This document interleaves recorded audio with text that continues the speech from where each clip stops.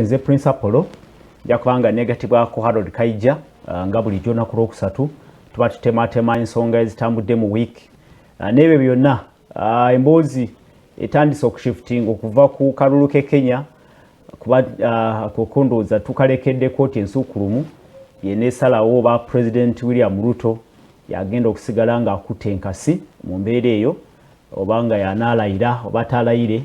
naye ate ebyo tubirinze tukomyewo ene iwaffe nakutegezaako olunaku lw'eggulo nti waliwo lipoota eyafulumizibwa wiiki singa 3 eziise eraga nti abantu nga miliyoni 18 mu ggwanga Uganda balya bibiri they only eat 2 meals a day abo 18 be basobola okulya ekijulo eky'emirundi ebiri olunaku abalala ndowooza balya kimu n'abalala n'obutalirako ddala nakyesibyeko kuba nti tubadde twogera ku nsonga y'enjala mu bitundu by'e Karamoja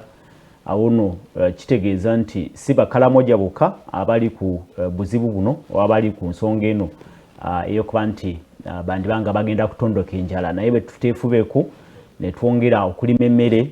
ne twongera mu kaseera kano ng'enkuba ekyatonya ne tubeera food secure kyandibanga gye bujja mu maaso tujja kubanga tufuna obuzibu obulyawo obusingako ku buno bwe tulaba olunaku olwaleero ebbeeyi ebintu yeewanise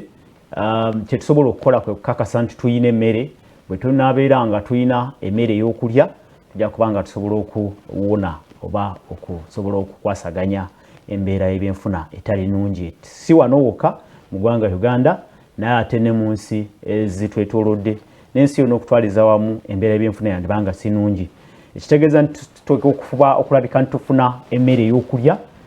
bwe kiba kisobose tufune n'emmere ey'okutundako ate tubeere n'emmere gye tusobola okuterekako tuleme okuttibwa enjala KAIJA ndaba nga ayingira tujja kubanga tutandika okubaganya ebirowoozo naye ensonga z'akakiiko akakoosase mu Parliament ndowooza ze tujja okusinga okubaganyako ebirowoozo kasooke nkujukize nti waliwo omukisa gw'okutwegatako tukubaganya ebirowoozo ku nsonga ezigenda mu maaso mu studios enamba yaffe y'essimu ejja kubanga eyita ku TV yo naye kanjikusomere nga ntandika butandisi obeere nga weetegeka eri nooti 7 nooti emu 6 nooti 9 nooti 6 ojja kubanga osindika obubaka tokuba simu naye sindika obubaka obwa SMS sindika obubaka obwa WhatsApp tusobole okubanga tukwatagana ate naawe obeere ekitundu bu discussion egenda mu maaso nkugambye nti akakiiko ka Parliament akakosase kagenda maaso n'okubuuliriza ku kampuni eddukanya ennyonyi y'eggwanga ye Uganda Airlines tujjukire bulungi nti Uganda Airlines yaliwo mu biseera ebyensanvu emyaka egy'ensanvu n'ekinaana naye ate Uganda Airlines yafuna ebizibu ne tubeera nga juzi wano 2019 tujizza engulu tugitaddemu ensimbi tuguze ennyonyi naye ate bw'owuliriza ebibi biri mu Auditor General's Report biraga nti kituufu tuguze nga tukola losses si ntene ndabyeko wali mu financial year eya 2019-2020 twakola loss ya billion 102 billion ne tujja mu 2021 ne tukola loss ya billions 164 losses zo nyingi ze tukoze naye ate losses osobola ozissa ku kyokuba nti akaseera ko twayita mu muyaga gwa COVID-19 ate n'ennyonyi y'eggwanga nayo kizibu ebiseera ebisinga tezitera nnyo okukola magoba zitera nnyo okufunamu ebizibuzibu mpozi nalabyeko ennyonyi nga ya Ethiopian Airlines mu Africa ndooza ekyasinze okuba nti yeetengeredde ekola magoba mu mwaka ogwa 2020 financial year yakola amagoba ga 3.5 billion US dollars kitegeeza nti sente nyingi nnyo eyo ekoze bulungi erudde eyo naye ate okukola loss kyandibanga si kyekizibu ennyo si point ya discussion spotlight yabadde nnyo ku misaala gy'abakozi abakungu mu kitongole ekyo CEO owa Uganda Airlines mukyala Jennifer Bamutulaki ne batulaga nti afuna millions ziri eyo mu 87 buli mwezi mu nsimbi eza Uganda ne mu economy yaffe omuntu afuna ensimbi ezo era abeera afunira ddala kuba tujjukira nti ne Governor wa Bank of Uganda yali tafunanga sente bwezi kyokusinziira ku biwandiiko ebyetwali tumanyi oba byetumanyidde ddala obulungi. So embeera yeeyo naye ate n'ensonga y'okuba nti bamusabye ebiwandiiko ebimukakasa nti yasoma nabyo n'agamba nti akyabinoonya nayo yabadde nnyo ku mwanjo. Jennifer Mutwaki olunaku olweggulo yadde asuubirwa era akomawo mu kakiiko teyalabiseeko mu kakiiko olumanyi olw'okutandika okwemulugunya nti lwaki kakiiko kate kongedde okwasanguza ensonga ezo n'asaba n'akakiiko nti bwe kiba kisoboka bandibadde bagubamu bannamawulire mu kakiiko ako akakosase oba oliawo bakubaganye oba baweeyo evidence nga behind the cameras. Olunaku olweggulo ekyo ekyawaliriza ssentebe w'akakiiko ate MP wa Nakawa West Joel Senyonyi okusindika ekibaluwa kibakuntumye summons eri Jennifer Bamutulachi nti olunaku olwaleero batalabika mu kakiiko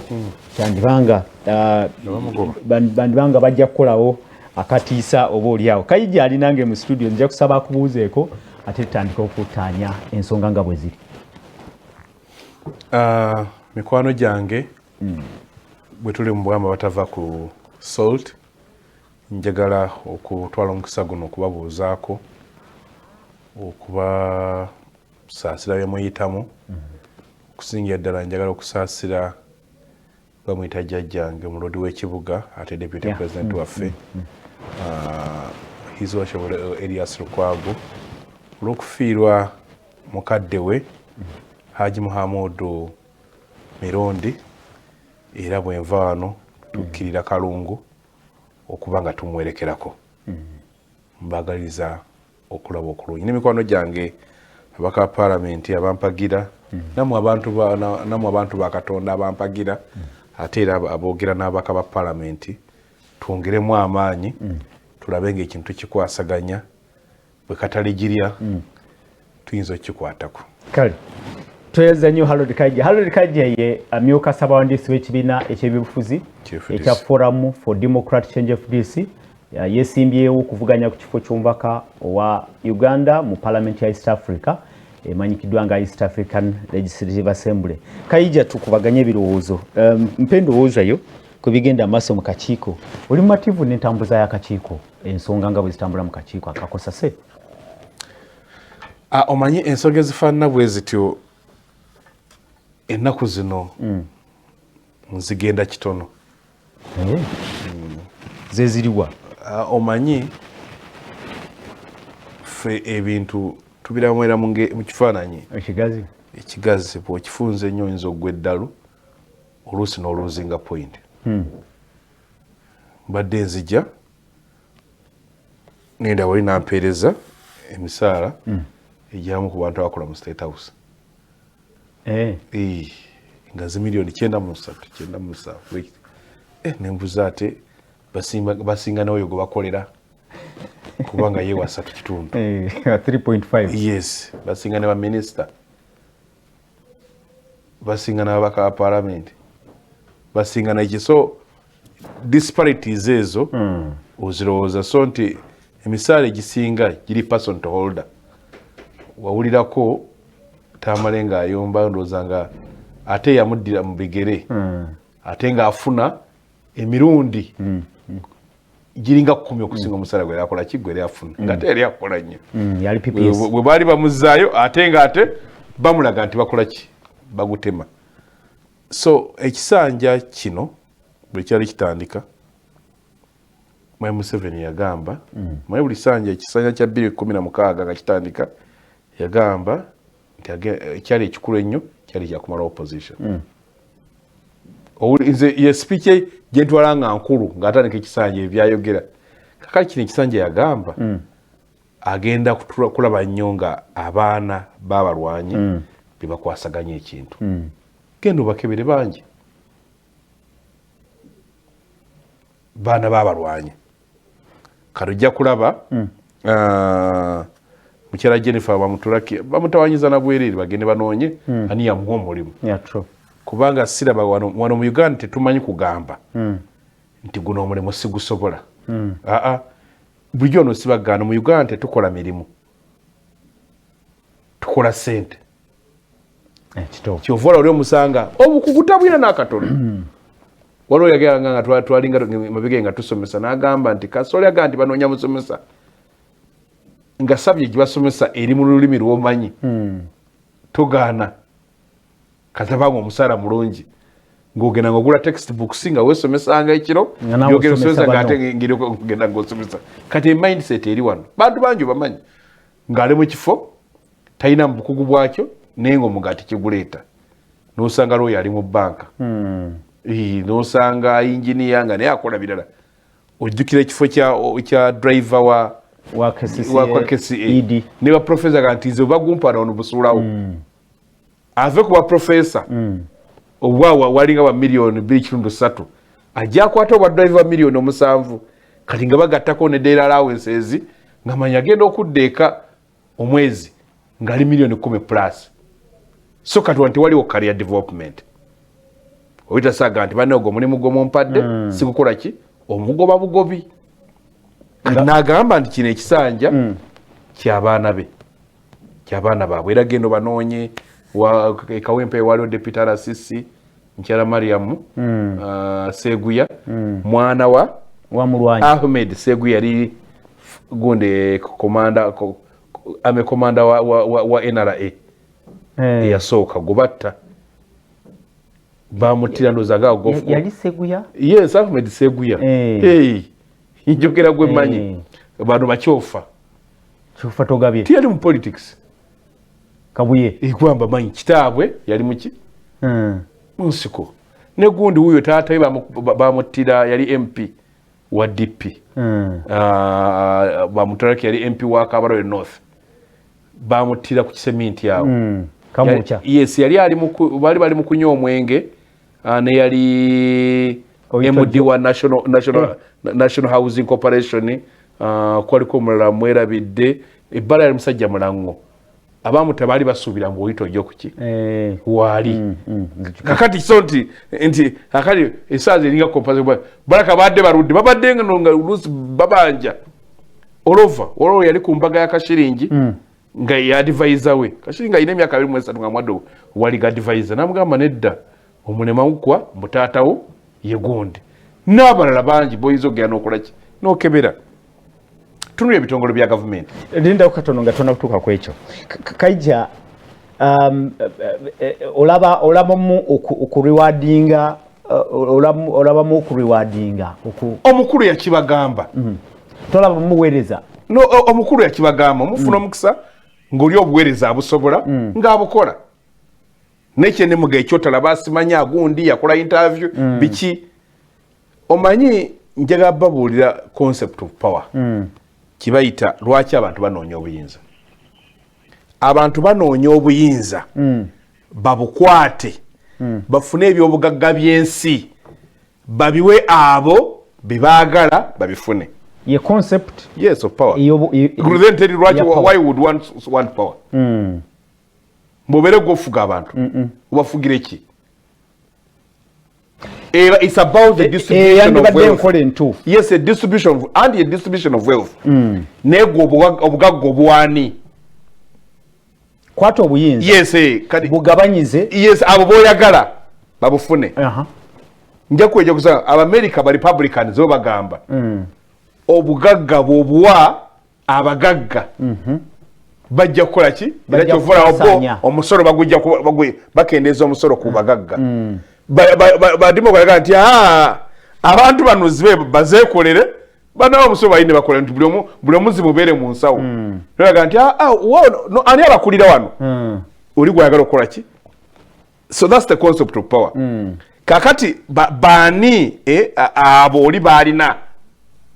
ng'atandika okubala okufuna obuyinza bwe nabadde ndaba kandidate wange Raila Odinga ng'abasajja bapanga nabo wagwiriddemu mu kintu tetunagwa naawe tetunagwa gwe genda obitunuulire gundi orengo yagembwe enemundu ne bwogiwuli ogiwula nga yakwena omwante nanyiniyo ki ali mugwe kanakaluka naawe ne bwogattana byonna naawe ne babakuwadde obulamuzi wano ogamba nabuga nti gundi genda mu buyinza genda mu gundi wabadde olaba ng'abantu abalwanirira okukwata obuyinza mulimba professor true abayivu mulimu ba senior council banjire ng'obalaba buli omu CV nene kakati abo bakwata obuyinza ne bakwata ebifo by default ogamba yo government nnungi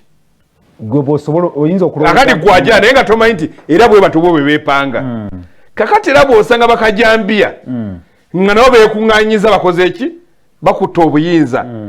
bwe baali bakola ssemateeka baali baagala kuteekawo ebisaanyizo byobwa kansala byobuyigirize obwa chairman werose 3 simwe wakigaana Maya Museveni n'agamba bannange be nalwana nabo tebaasoma bo mwagala basibira bweru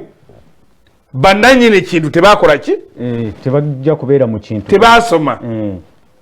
era baakijjawo nti abalwanyi nabo bafuneko owakola ki so kaija tukyali mu system ey'okurewardinga politics is about rewarding so kakati kyeni so tobanenya nedda nti kakati nze nnenya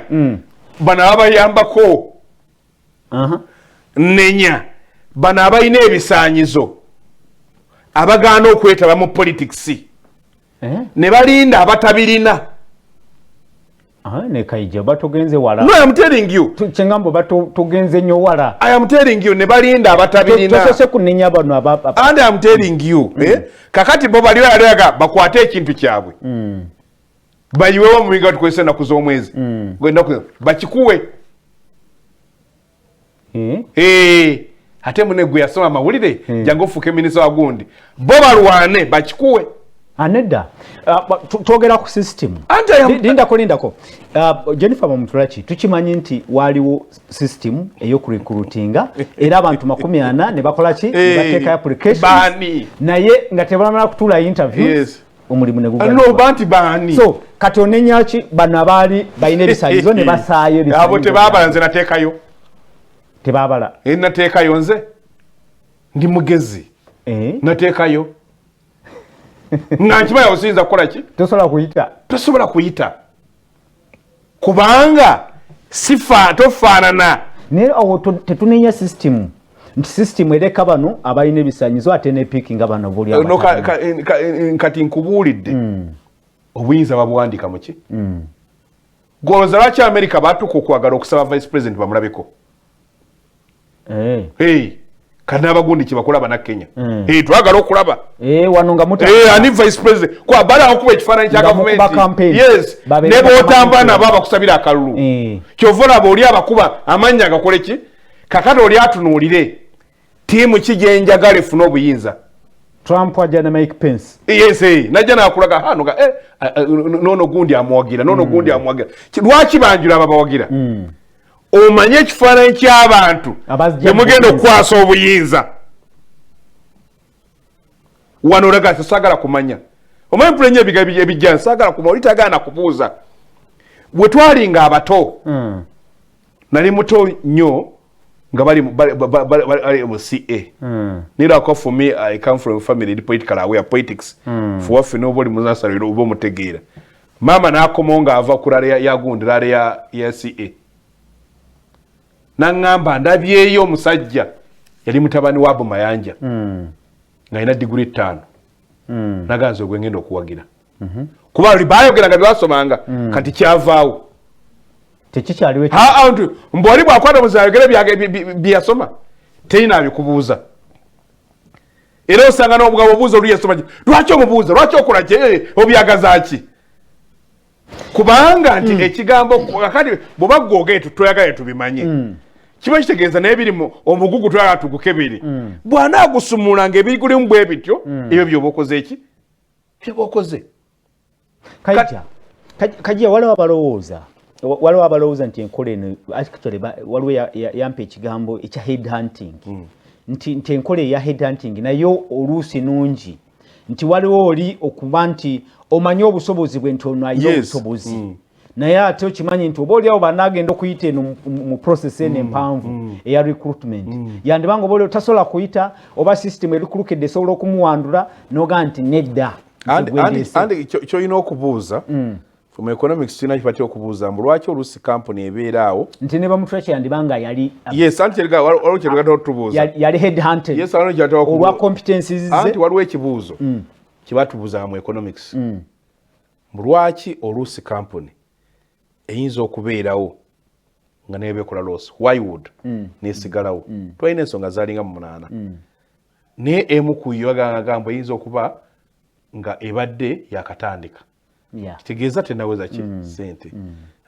ne bagamba oluusi eyinza okuwa ng'eyagiteekawo yagiteeka emuweesa ekitiibwa ekigendererwa si kyakukola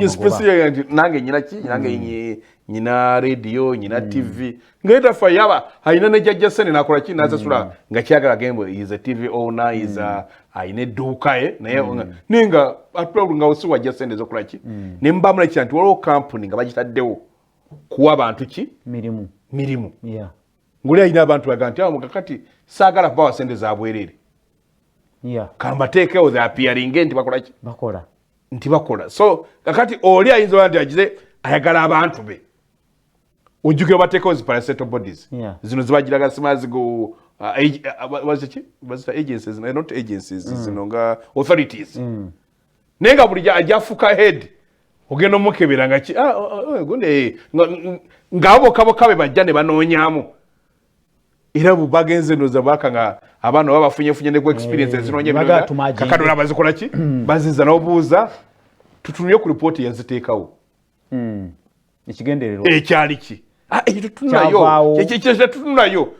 kakati olina okunoonya mind yenagambye nti osanga America balistinga ekyo kigende psychology nti bamanyi nti omulonzi w'eri ayagala okumanya ekifaananyi kya gavumenti ejja efaanana etya mbu mu 1979 UNL engeze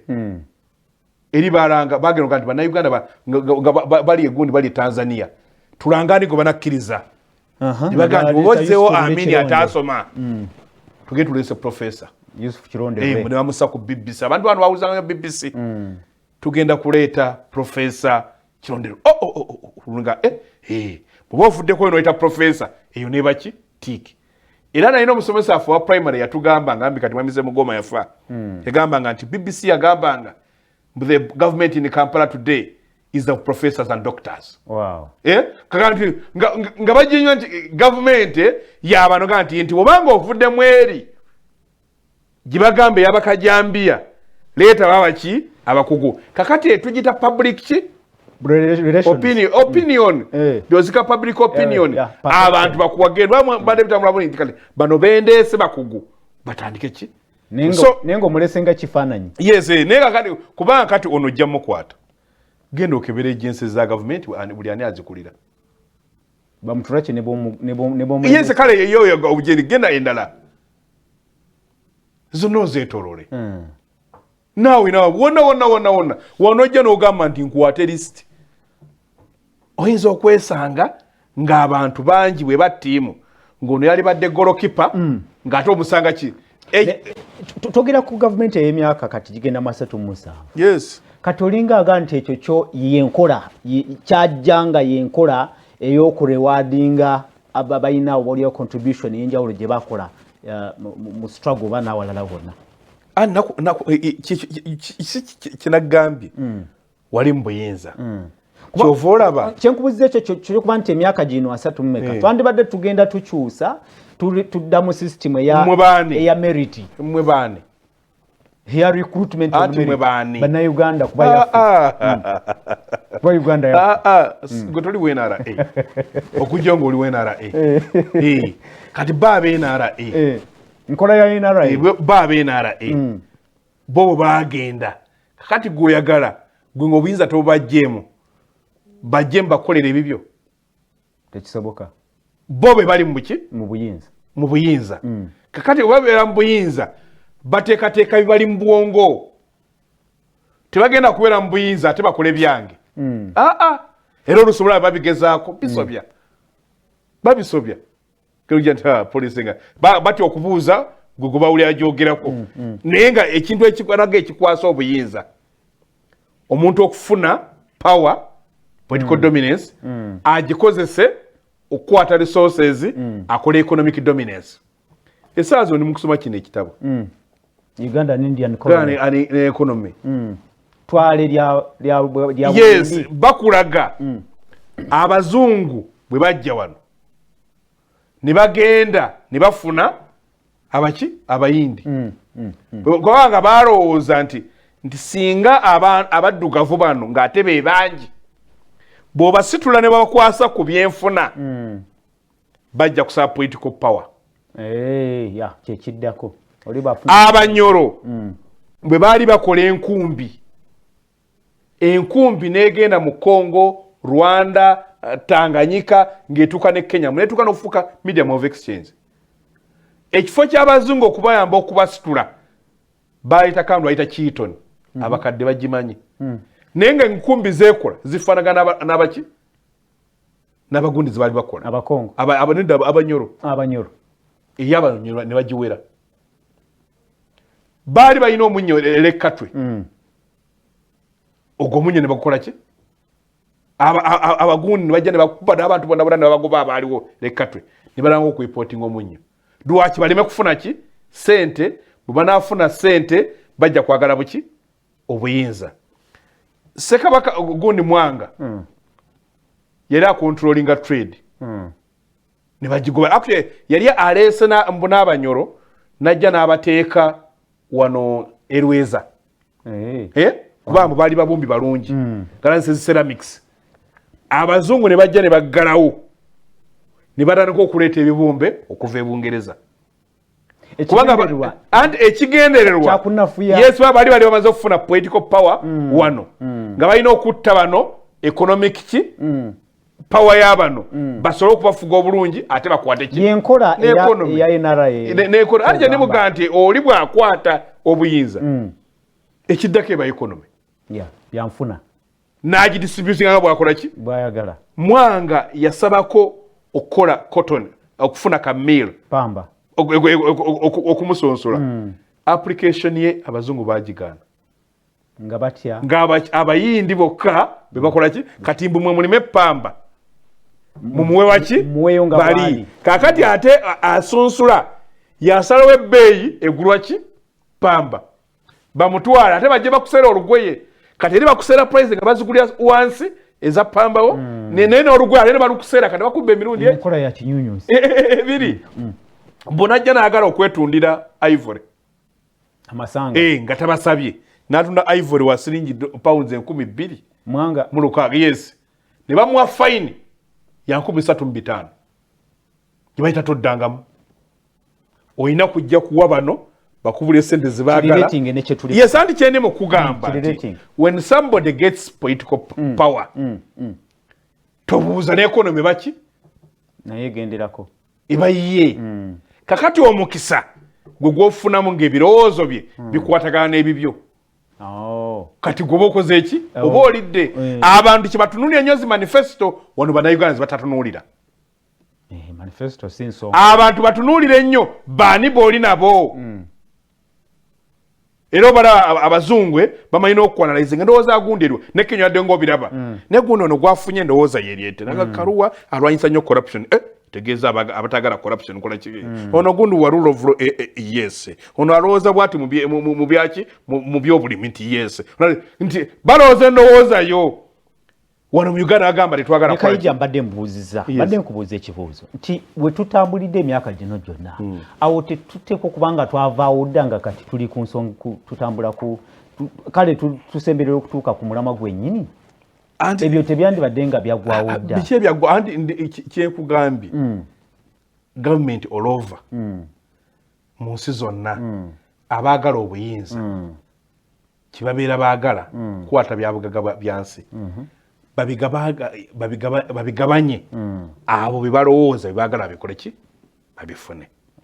kakati oliwo omusanga neeti ye ng'ayagala abantu bangi babikole ki babifune abantu bangi babakoze eki babifunye oli bw'aba ayagala abantu batono byabasigaza ssente era bibazikola ki basigaza ssente nga kyegambye oli bw'akozesa omusolo ekiriwo kati mu Uganda nga bw'ogambye yes nga bw'ogambye batono bazirina mu Uganda si rocket science buba government emunge ino omuntu afuna milioni 9.7 nga bwe gambye bale batuwadde aba State House naye nga ate yekozesa n'omulala gwegamba nti omusomesa primary w'emitwalo simagali ana plus namuga nti bwe tunazongerako zijja kuleeta inflation naye boss ogwo okay ndowooza kyembadde nkunoonyamu nkifunye ogamba nti kino ekikolwa oba enkola eri nti gavumenti eri mu Buyinza eyagala abantu ababeera ne ssente babeere batono yes abangi basigale nga tebalina bali bajja kukolera bali aba yendowooza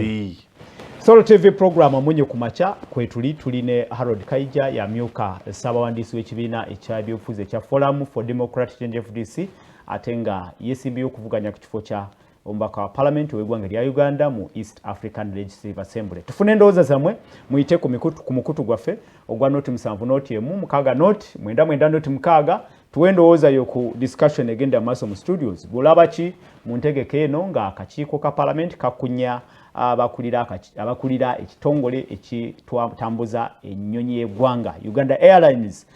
ebivuddeyo biraga nti emisaala misava naye ate tukola losses naye nze ndowooza si kyabwenkanye okunenya omukyalo ono ekisooka omukyalo ono si yeyeeronda ekyokubiri ali mu office tanakumala myezi 6 tabadde mu office nalagaye nti wanaani ayinza okuguzira busigusobola bagago n'okuloga bakuloza oyinza n'okuddenganga ne mukazi wanobi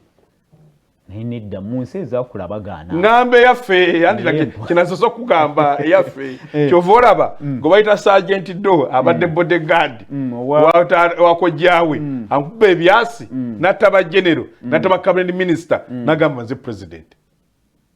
namuga wa bodyguard kwosize nze president era nga gwalowooza abuzalawa ng'alina okukola ki okufa bibeera wano ki tekisoboka wano mu nsi ezaffe anti bibeera wano mu Africa omuntu bakuwa omulimu gambe nedda omulimu gwe mumpadde sigusobola siina bisaanyizo osanga abaana mu kisenyi nga yitise ensawo ya kilo 2 era bangi ensawo za kasooli ezo zibakoze eki zibaabiza nenoga naye gwekiweteekamu okiwulira n'agamba owange ate nze naakola ntya bwe siikola ekyo nkoze eki tunenye yamulonda kyenagambye nti bannayuganda abasinga tebakola mulimu bakola ssente ekyova olaba ekyo ekirimu nekyesa corruption enene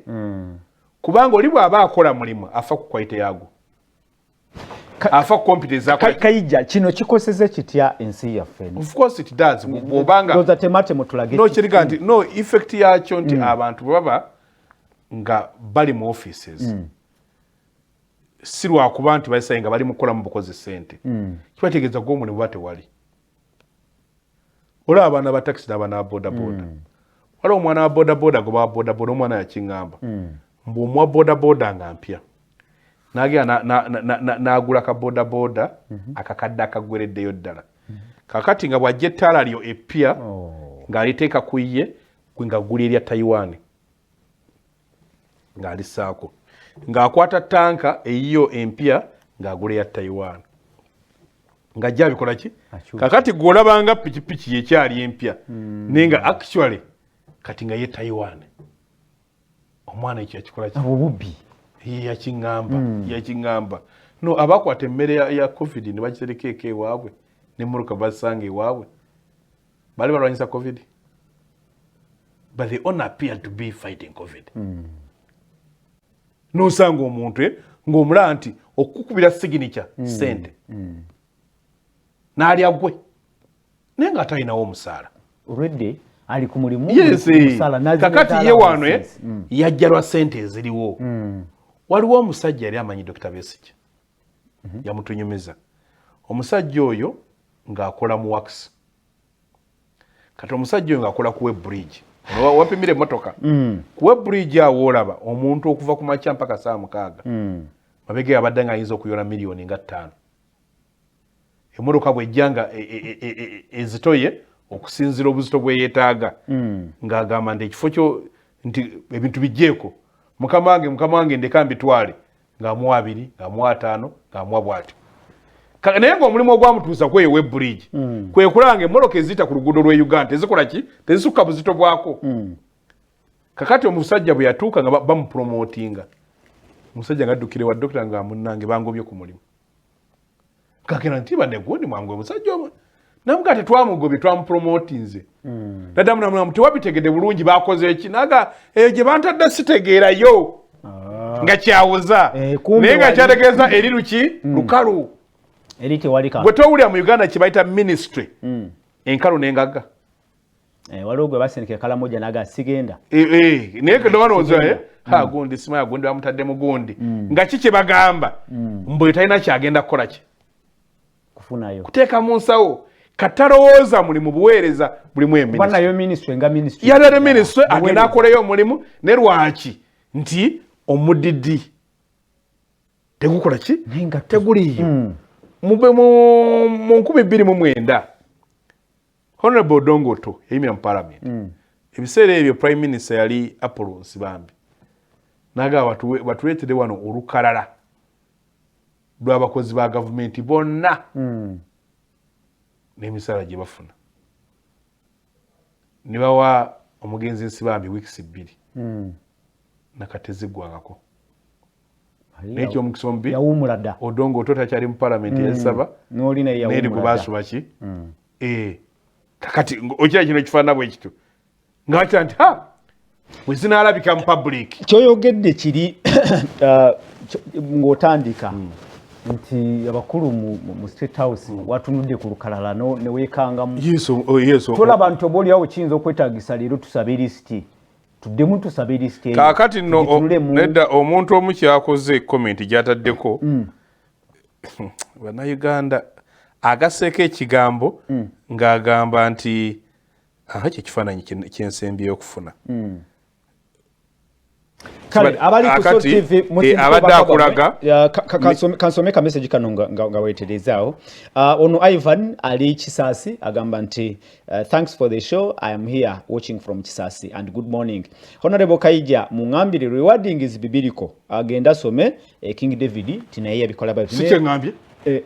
nange sikyeŋŋambye webala Ivan musindike obaka tokuba simu sindika ku SMS oba osindike ku WhatsApp noti 7 noti emu mukaga noti 9 noti mukaga tusomba bakaba mulaba mutya ensonga ezigenda maaso mu kakiiko ka parliament nga kampuni y'ennyonyi y'eggwanga eri mu katukati nedda oyitantegedde bulondoza tategedde sikyeŋŋambye bu politics is about rewarding kyekyo lwaki ziri ensi ez'abakugu ezaffe zitunulya ttiimu gy'okola ki nti ono bw'akwata obuyinza ani nayikira agenda okubeera kino ani agenda okubeera kino kyekyo lwaki bakukebera mufuna bufunyi mukisa bw'ogambye nti abagenda okuliwadinga baliwadinga abangi yes era kyova olina okuwuliriza bagamba ki tosula busozi kaluluwa gafula olina bwabalowooza beera be baani gwalowooza lwaki oli alwana okulaba nga babagenda okukuba laale bazungu balina abantu boolaba batudde awo bagendererwa kamera eba statement buli gwolaba buli akuli okumbi buli gwolaba eba statement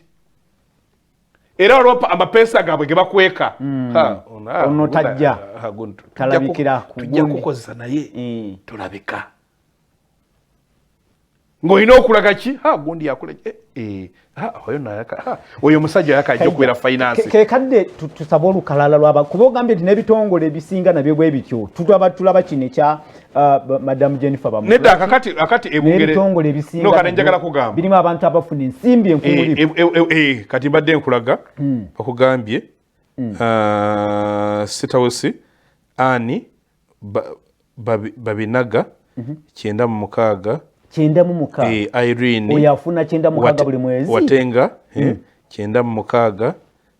Aneti Mukabera 87 Roda Acheni 87 Najuma Farida 87 Florence Kabahweza 87 Beatrice Nyakayisi Kibyencha 87 ndoza screen baka ono yakubye ku screen ya TV oro TV ndoza yadde kikola ki really kakati nasanyuka nga ayina muki noza gwamanyi naga kasanyi na mugundi obo kiraki so akana mambu muna ekinana mu musanvu aina wazigira tulaninga system pay system yanjawulo no yanjawulo civil service yayo ina irigu yes karoja kubuza ngona ina degree olusinga education kwa basingo kubera abanje education bachelor of arts in arts karoja musanga gyalina ninga ate muna ina degree yemu ngale mu class ali mu kubangalo yafunye milioni ezi nyazoka yanzo wawude bano bayonge bagende bajafuna milioni enye basase kakati ono wanga wachi wanya kakati ngate muna afuna ki muna science abadalwa na kufuna milioni nya tola munsenda kinana mu mwenda kiva public service zibanga ranks abantu bajjanga bulenya ki kakati akitegeza mbwano bafuna omusomesa ngomukulu amwagadde najja namwagu n'omulimu tosa kujja muntu ku milioni nya ino mwakina musanvu tosobola kiva zali baddenga ranks ngamuza wa processes nga mujja onajalinya nti no muntu okumanage okuvanga ngabadda amanyi kulaninga milioni nya oba omusudde ddalo nzijukizza ebiseera biri wawulira ng'olingaga natandikira ku musala nenkola emyaka etaano nenenya yenakula bwati kyovolaba nti abantu naye akati ono bwabafunye olina amulobingira kati omuntu owulira nti yabadde nga alina ku street ne bajja ne bamu omulimu gwa milioni 20 kakati tabali na bank account kakati n'agitandikira ku ezo sente kati n'okustabilizinga mu bwongo si kyangu nakyo si kyangu.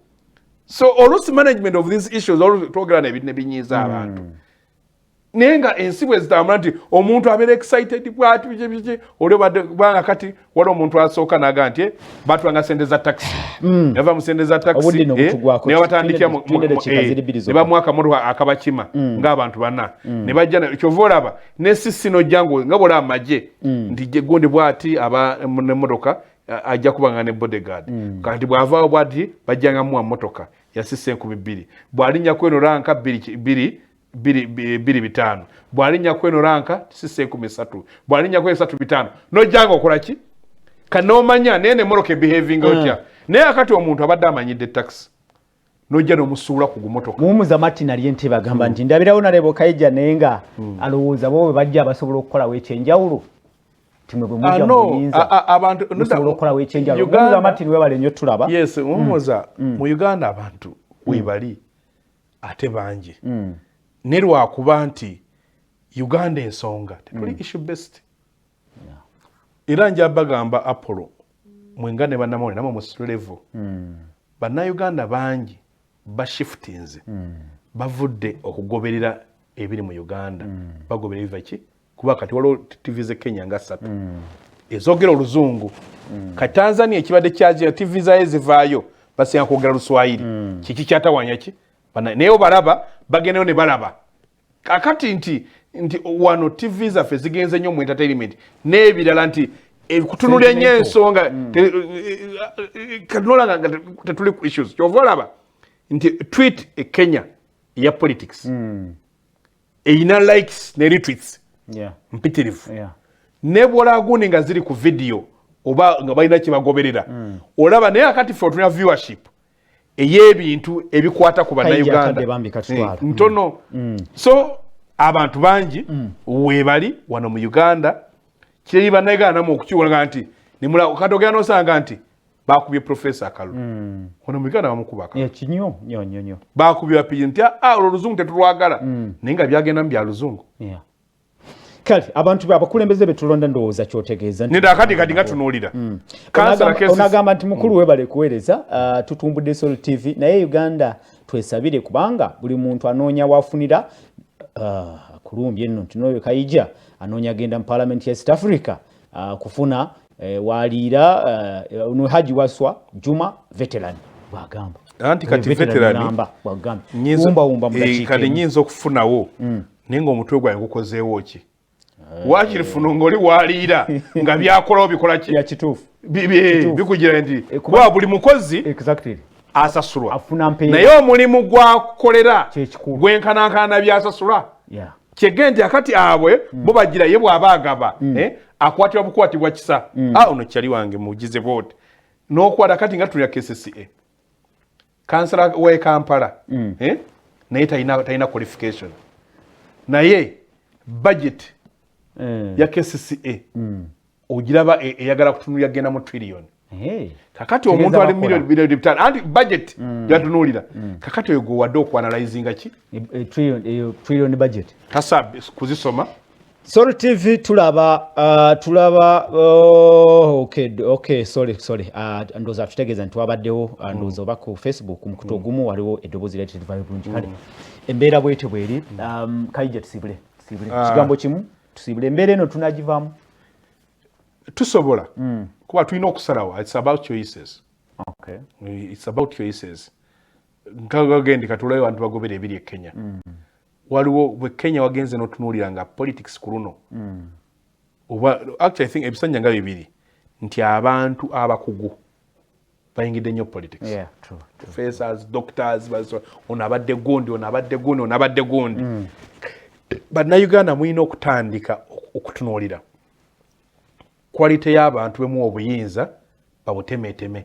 bagabanye keeki omuntu gw'osindika mu ffumbiro asalawo kinene